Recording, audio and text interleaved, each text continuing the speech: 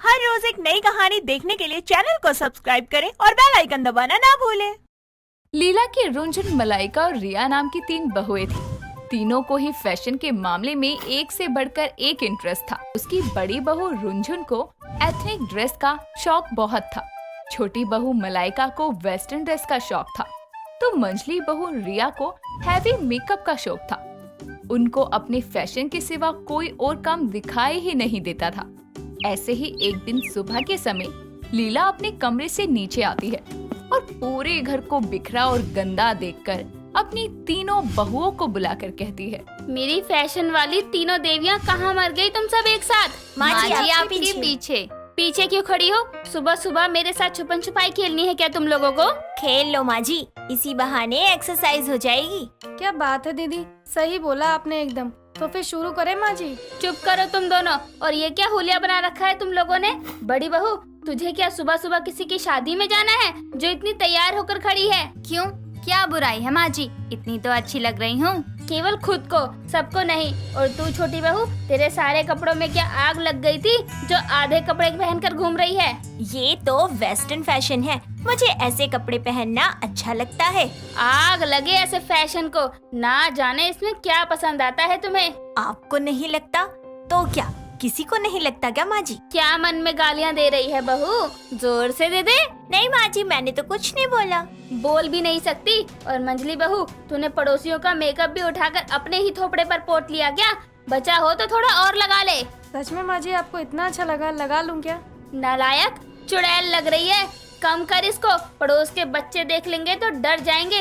भगवान जाने किस घड़ी में तुम तीनों को अपनी बहू बनाकर लाई थी मैं। माँ जी, आपने हम तीनों को हमारे फैशन का ताना मारने के लिए बुलाया था क्या? नहीं, बल्कि ये बताने के लिए बुलाया है कि अपने फैशन के दिमाग को हटाओ और घर के कामों में लगाओ उसको। ये क्या बात हुई माँ जी? घर तो हम रोज ही देखते हैं, इसमें क्या नया है? लीला अपनी बहुओं को उनके फैशन और घर के काम को नजरअंदाज करने को लेकर सुना ही रही थी कि तभी उसके तीनों बेटे, बड़ा बेटा संजय, छोटा रोहित और मंझला सूरज ऑफिस जाने के लिए तैयार होकर नीचे आते हैं और अपनी माँ को गुस्से में देखकर उसका बेटा संजय कहता है, क्या हो गया माँ, आप सुबह सुबह इतनी गर्म क्यों हो रही है इन पर? बेटा तो और क्या करूँ, देख जरा इनको और घर को। 3 बहुएं हैं, फिर भी घर की हालत देख। और ये तीनों हैं जिन्हें अपने अपने फैशन से ही फुर्सत नहीं मिलती। माँ, आप पहले गुस्सा कम कीजिए, मैं बात करता हूँ इनसे। क्या बात है रुंझुन, तुम कहाँ जा रही हो? कहीं नहीं, ऐसा क्यों पूछ रहे हो? रुकिए भैया, आप सिर्फ भाभी को क्यों बोल रहे हैं? जरा इनकी तरफ भी देख लो। मलाइका मैडम, आप कौन से देश में है? तुम भूल रही हो क्या कि इस घर की बहू हो तुम? ये कैसे कपड़े पहने हुए हैं? हेलो पति, ये तो मतलब कुछ भी बोलोगे क्या? कैसा क्या मतलब है? शॉर्ट्स ड्रेस मुझे पसंद है। तुम्हारी पसंद तो मैं अभी निकालता हूँ। घर में इतने बड़े लोग हैं तुमसे, तुम्हें अजीब नहीं लगता है क्या? नहीं, और आजकल तो ये फैशन में है। रिया मैडम, पूरे महीने का मेकअप एक बार में ही पोत लेना भी कोई फैशन का हिस्सा होगा तुम्हारे? आपका भी मुंह खुल गया। अब आपका क्या मन है, मेकअप भी ना करूं मैं? ऐसे ही रहूं पागलों की तरह? तुम्हारे जैसे मेकअप करने वालों को मेकअप को पोतने वाला बोलते हैं। चुप करो यार, तुम तीनों को जितना फैशन मारना है मारते रहो, लेकिन उसके साथ साथ थोड़ा बहू होने की जिम्मेदारी को भी समझो और हमारी माँ का ख्याल रखो। संजय इतना कहकर अपने 2 भाइयों के साथ ऑफिस चला जाता है, जिसके बाद लीला अपनी तीनों बहुओं से कहती है, मेरे साथ साथ तुम्हारे पति भी तुम्हारी हरकतों से परेशान है। मेरी नालायक बहुओं, सुधार लो खुद को और इस फैशन की आदत को, और थोड़ा बहू होने की जिम्मेदारियां उठा लो, अभी भी समय है। आप सही कह रही हैं माँ जी। आप ही बताइए हम क्या करें? आप जो बोलेंगी हम करेंगे। ठीक है, फिर लग जाओ काम पर तुम सब, और तीनों मिलकर पूरे घर की सफाई करो। माँ जी, सफाई, वो भी पूरे घर की? माँ जी, इसमें तो बहुत टाइम लगेगा और मेहनत भी। बिना मेहनत के कौन सा काम होता है, ये बता दे मुझे जरा। और जो तुम सब पूरा दिन फैशन मारती रहती हो, उसका क्या, उसमें मेहनत नहीं लगती है? माँ जी, फैशन करने में कौन थकेगा? आपने देखा नहीं कि हम फैशन करने के बाद कितने अच्छे लगते हैं? वो तो मुझे दिखाई दे रहा है, लेकिन जैसे तुम्हें फैशन पसंद है, मुझे सफाई पसंद है। इसलिए जल्दी अभी के अभी सफाई में लग जाओ तीनों की तीनों, बस। जी माँ जी। इतना कहकर तीनों घर की साफ सफाई करने लगती हैं। कुछ समय बाद तीनों अपनी सास के कमरे में जाकर कहती हैं, माँ जी, हमने पूरे घर की सफाई कर दी। हाय हाय, तो इसमें तीनों को एक साथ चिल्लाने की क्या जरूरत है? कौन सा वर्ल्ड कप जीत लिया है तुमने? घर के सारे काम तो तुम में से बोल बोल कर करवाने पड़ते हैं मुझे। अभी भी एक काम और है। नहीं माँ जी, अभी और काम नहीं। क्यों, क्या हुआ? माँ जी, अभी हम लोग सफाई करके बहुत थक गए हैं, थोड़ा आराम कर ले, उसके बाद आप जो बोलेंगी हम करेंगे। हाँ माँ जी, दीदी सही बोल रही है, अब मुझसे और काम नहीं होगा। माँ जी, मैं तो अभी यहीं खड़े खड़े बेहोश हो जाऊंगी। काम के नाम पर तो बीमार हो ही जाती हो। ठीक है, जाओ आराम कर लो, मैं देख लूंगी बाकी के काम। इतना कहकर तीनों अपनी सास लीला के कमरे से चली जाती हैं और अपने अपने कमरों में जाकर आराम करने लगती हैं। ऐसे ही दिन बीतते हैं और समय के साथ उसकी बहुओं का फैशन भी बढ़ता जा रहा था। लीला के लाख सुनाने के बाद भी उसकी बहुओं पर उसकी बात का कोई असर नहीं पड़ता। ऐसे ही कुछ दिन बीतते हैं। तभी एक दिन लीला हॉल में बैठी किताब पढ़ रही थी। वहीं दूसरी तरफ उसकी 3 बहुएं एक साथ बैठी बातें कर रही थी। तभी उसकी पड़ोसन शालिनी उसके घर आती है और उसकी बहुओं को देखकर कहती है, लीला, ये तेरी बहुएं कौन से कंपटीशन में जा रही हैं? तू ऐसे क्यों बोल रही है? मेरे घर में आकर मेरी ही बहुओं का मजाक बना रही है। लीला, तो और क्या बोलूं? अपनी बड़ी बहू को देख, ऐसा लग रहा है किसी शादी में जाने को तैयार हो। छोटी को देख, जो अपने कपड़ों से बहू लग ही नहीं रही। तीसरी को देख, ऐसा लग रहा है घर में कोई बड़ा फंक्शन है। ये सब क्या है?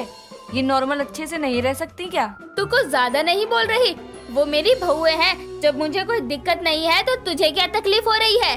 हाँ, ठीक है, रख अपनी बहुओं को अपने पास, मैं चलती हूँ। शालिनी इतना कहकर अपने घर जाती है। तभी वहाँ एक डिलीवरी बॉय बहुत सारे बॉक्सेस लेकर आता है और कहता है, मैडम ये आपका सामान है। लेकिन मैंने तो कुछ नहीं मंगवाया, लगता है आप गलत एड्रेस पर आ गए हैं। मैडम मैं बिल्कुल सही एड्रेस पर आया हूँ। ये ऑर्डर रुंझुन, रिया एंड मलाइका जी के नाम से बुक हुआ है। कितने की पेमेंट हुई आपकी? 50,000 की मैडम। सामान के दाम सुनकर लीला का गुस्सा 7वें आसमान पर चला जाता है और वो पीछे मुड़कर अपनी बहुओं को देखती है और डिलीवरी बॉय के जाने के बाद वो सारा सामान लेकर उनके पास आकर कहती है, ये सब क्या है बहुओं? तुम लोग मिलकर मुझे और मेरे बेटों को सड़क पर लाना चाहती हो क्या? तुम्हें बहू बना के इतनी बड़ी गलती कैसे कर दी मैंने? माँ जी, हमने क्या कर दिया जो आप इस तरह से बोल रही हैं? अरे बाकी क्या है करने को? अपने फैशन के चक्कर में तुम लोगों ने 50,000 का सामान खरीद लिया है। माँ जी, वो देखते देखते पता नहीं लगा और ज्यादा पैसे खर्च हो गए। जितना फैशन का सामान याद रहता है उतना ही घर की जरूरतों की चीजें मंगवाना याद होता होगा तुम लोगों को। फैशन के चक्कर में मेरा और मेरे घर का मजाक बनाकर रख दिया है तुम लोगों ने। बहुओं का सुख और ना ही इज्जत बची है मेरी मोहल्ले में। फैशन करो लेकिन इतना कि उसकी वजह से तुम्हारा मजाक न बने। आज पड़ोसी मजाक बना रहे हैं, कल को कोई और बनाएगा। हर चीज सही समय पर और सही जगह पर ही अच्छी लगती है। अपनी सास की सारी बातें सुनने के बाद तीनों को अपनी कमियां महसूस होती है, जिसके बाद वो तीनों लीला से माफी मांगती है और अपने फैशन के चलते अपनी कमी को दूर करने का वादा करती हैं। सोनम एक अच्छे परिवार की बेटी थी। जब भी वो कॉलेज जाती, हर कोई इसे सोनम गुप्ता बेवफा है कहकर चिढ़ाता, क्योंकि उसका तो सरनेम भी गुप्ता था। लेकिन इसी के साथ साथ उसे भुजिया खाने की भी बहुत गंदी आदत थी। वो हर चीज में भुजिया मिलाकर खाया करती। उसके कॉलेज में बस एक कुणाल था जो सोनम को समझता और उसे दिल ही दिल में प्यार करता। एक दिन कुणाल सोनम से बोलता है, सोनम आओ, आज साथ लंच करते हैं। मैं तुम्हारे लिए आलू के पराठे लाया हूँ। ओह वाओ, फिर तो मजा ही आ जाएगा। हाँ, वैसे तुम क्या लाई हो? मैं तो आलू भुजिया लेकर आई हूँ। तुम्हें पता है, जब पराठों के साथ आलू भुजिया के रोल बनाकर खाते हैं ना, ओए होए होए, कसम से मजा ही आ जाता है। आज ना तुम भी ट्राई करना मेरे साथ। कुणाल सोनम की ये बात सुनकर हंस पड़ता है और उसकी आलू भुजिया की दीवानगी को क्यूटनेस समझकर इग्नोर कर देता है। दोनों साथ में कैंटीन में जाते हैं, जहाँ एक तरफ कुणाल पराठों से दही और अचार खा रहा था, तो वहीं सोनम पराठों में भुजिया भरकर रोल बनाकर खाती है और मजे ले लेकर उसे चबाती है। जिसके बाद दोनों अपनी अपनी क्लास के लिए निकल जाते हैं। क्लास खत्म होने के बाद में सोनम घर आकर अपनी माँ को आवाज लगाते हुए बोलती है, माँ, माँ, कहाँ हो आप? जल्दी आओ ना। आई बाबा। अरे जल्दी आओ ना, मुझसे सब्र नहीं हो रहा। भूख लगी है मुझे। क्या बनाया है खाने में? आज मैंने बूंदी का रायता और भिंडी बनाई है रोटी के साथ। तू मुंह हाथ धो ले, मैं खाना लगा देती हूँ। इतना कहकर केतकी किचन में चली जाती है और सोनम फ्रेश होने जाती है। थोड़ी देर बाद में जब सोनम और उसकी माँ खाना खाने बैठते हैं तो सोनम भिंडी और रायते में आलू की भुजिया मिला देती है, जिसे देखकर उसकी माँ बोलती है, हे भगवान, कैसी लड़की है तू। हर चीज में भुजिया डालना जरूरी होता है क्या? बचपन में मुझे लगता था कि बड़ी होकर सुधर जाएगी, पर तेरी हरकतों में कोई सुधार नहीं है। क्या तू बिना भुजिया के खाना नहीं खा सकती क्या? माँ, खाने में आलू भुजिया डाले बिना ना मुझे स्वाद नहीं आता। लो, आप भी ट्राई करो। इतना कहकर सोनम भुजिया और सब्जी से भरा हुआ निवाला अपनी माँ के मुंह में डालने लगती है और केतकी गंदा सा मुंह बनाकर उसे खा लेती है।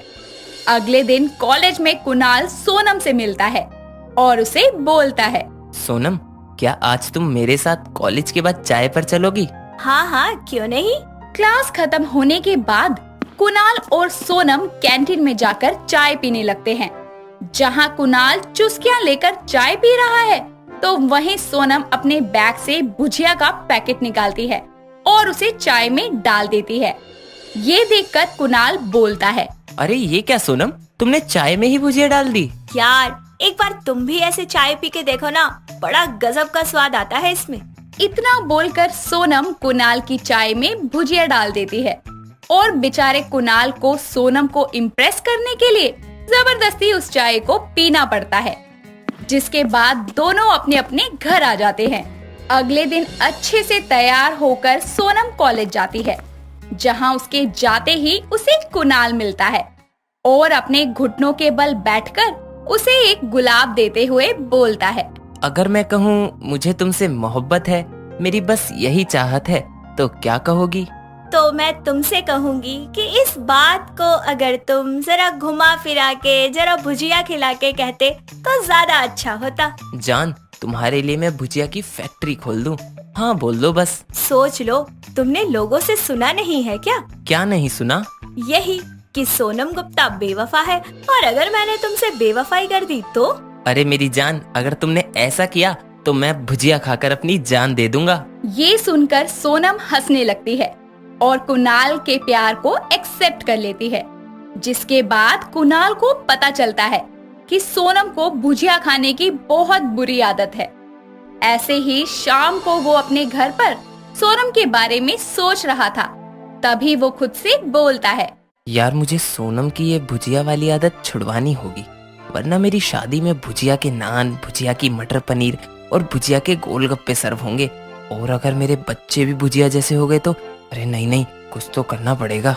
अगले दिन कुणाल च्युइंगम खाता हुआ कॉलेज आता है और सोनम के सामने आते ही उसे फुलाने लगता है, जिसे देखकर सोनम बोलती है, क्या बात है, आज सुबह सुबह च्युइंगम? अरे तुम्हें पता नहीं है, ज्यादा च्युइंगम नहीं खानी चाहिए। हाँ यार, अब से मैंने सोचा है कि मैं हर समय इसे ही खाऊंगा, खाने से पहले, खाने के बाद, सोते हुए, उठने के बाद। मुझे तो अब इसके बिना रहना ही नहीं है। अरे तुम्हें समझ में नहीं आता, इससे ज्यादा खाने से नुकसान होता है। मैं मना कर रही हूँ ना, नहीं खाओगे अब तुम ये।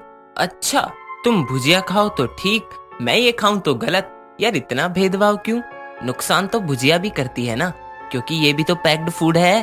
तुम कहना क्या चाहते हो, मुझे समझ नहीं आ रहा। मैं बस ये कहना चाहता हूँ कि अगर तुम भुजिया छोड़ो तो मैं इसे अभी छोड़ दूंगा। अरे यार, पर तुम जानते हो ना कि मुझे आलू भुजिया खाना कितना ज्यादा पसंद है, फिर तुम उसे छोड़ने के बाद कैसे कह सकते हो मुझसे? तो फिर ठीक है, मैं भी अपनी ये आदत नहीं बदल सकता। पर कुणाल, ये गलत है, तुम मेरी बात क्यों नहीं मान रहे? अगर मैं तुम्हारी बात नहीं मान रहा तो तुम भी मेरी बात समझो ना। देखो सोनम, ऐसे पैक्ड फूड खाना तुम्हारी सेहत के लिए कितना हानिकारक हो सकता है तुम जानती भी नहीं हो। मैं तुमसे बहुत प्यार करता हूँ, इसीलिए कह रहा हूँ कि प्लीज ये सब छोड़ दो। तुम्हें कुछ हो गया तो तुम्हारे कुणाल का क्या होगा? खाओ मेरी कसम कि अगर मैं भुजिया खाना छोड़ दूंगी तो तुम भी इसे खाना छोड़ दोगे। हाँ बाबा, तुम्हारी कसम, अगर तुमने भुजिया छोड़ दी तो मैं भी कुछ भी गलत नहीं खाऊंगा। कुणाल के इतना कहते ही सोनम अपने बैग से भुजिया का पैकेट निकालती है और उसे फेंक देती है। कुणाल भी च्युइंगम को थूक देता है, जिसके बाद दोनों कैंटीन में जाकर चाय पीते हैं। सोनम अपने घर जाती है और उसकी माँ उसके आगे दाल चावल और भुजिया का पैकेट लाकर रख देती है। जिसके बाद सोनम भुजिया के पैकेट को साइड करके दाल चावल खाती है और सोने के लिए अपने कमरे में जाने लगती है। ये देखकर केतकी चौंक जाती है और सोनम का बुखार चेक करते हुए उसे बोलती है, तू ठीक है ना बेटा? आज तूने भुजिया छोड़ दी? हाँ माँ, आज के बाद मैं भुजिया कभी नहीं खाऊंगी। पर क्यों? आखिर ऐसा क्या हो गया कि तू भुजिया छोड़ने को तैयार हो गई? केतकी के पूछने पर सोनम उसे सारी बात बताती है, जिसे जानकर केतकी हंस पड़ती है और हंसते हुए बोलती है, अरे वाह, जो काम माँ नहीं कर सकी वो काम उस लड़के ने कर दिखाया। कल तू उसे हमारे घर लेके आ जा। हाँ हाँ माँ, क्यों नहीं, जरूर लेके आऊंगी कुणाल को घर पे। लड़का बहुत अच्छा है, बिल्कुल मेरी आलू भुजिया जैसा, करारा चटपटा। भुजिया खाना छोड़ दिया पर उसका ख्याल नहीं छोड़ा। अरे माँ, पुराना प्यार है, इतनी जल्दी भूल थोड़ी ना जाऊंगी। सोनम अगले दिन कुणाल को लेकर घर आती है और केतकी कुणाल को देखते ही उसे गले लगा लेती है, जिसके बाद दोनों घरों की रजामंदी से कुणाल और सोनम की शादी हो जाती है और सोनम फिर कभी कभी ही मन होने पर भुजिया खाया करती। दोस्तों, अगर आपको ये कहानी पसंद आई तो इसे लाइक करें, शेयर करें और कमेंट करके बताएं कि कहानी में आपको सबसे अच्छा क्या लगा।